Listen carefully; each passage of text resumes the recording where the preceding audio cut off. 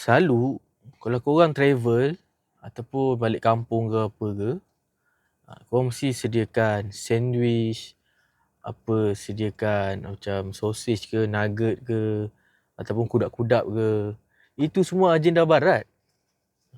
Sekarang ni kita tukar kita punya taste, iaitu kalau kita dah jalan jauh, kita makan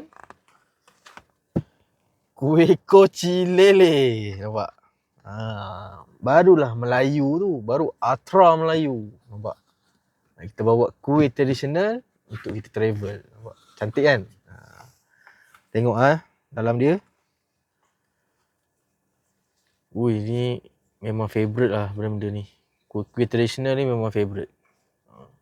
Tak kira lah siapa pun, dia akan suka kuih tradisional. Nampak tu? Nampak? Gede-gede. Sedap ni. Bismillah.